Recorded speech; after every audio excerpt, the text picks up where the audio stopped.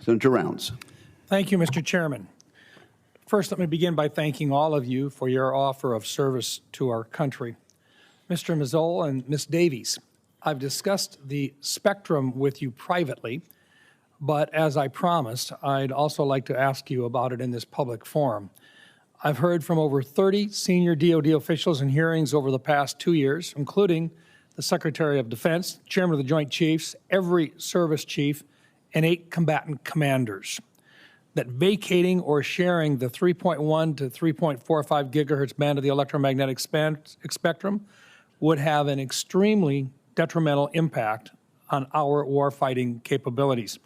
The Department of the Navy alone estimated that relocating their systems to a different spectrum band would cost them $250 billion and take perhaps 20 years.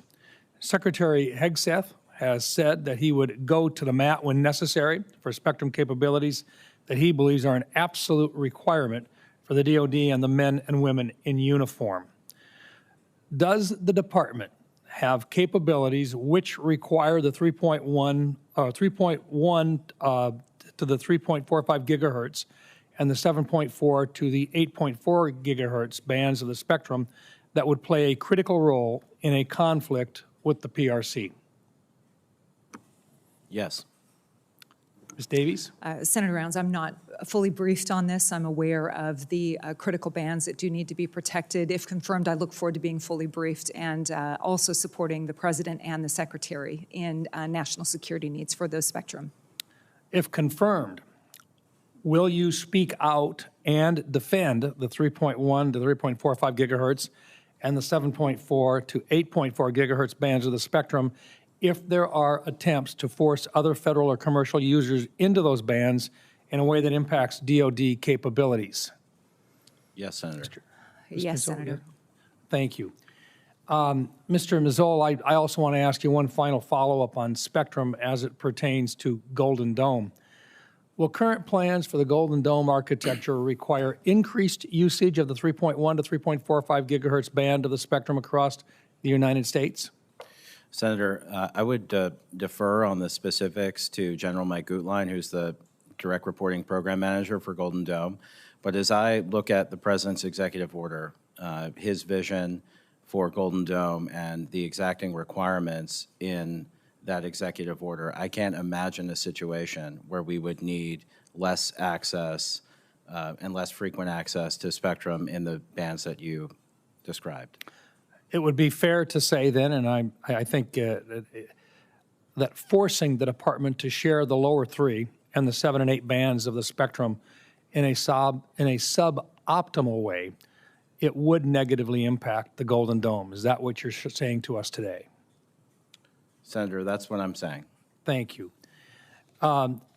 Mazzol, we've also discussed the importance of integrating AI into DoD capabilities throughout the joint force.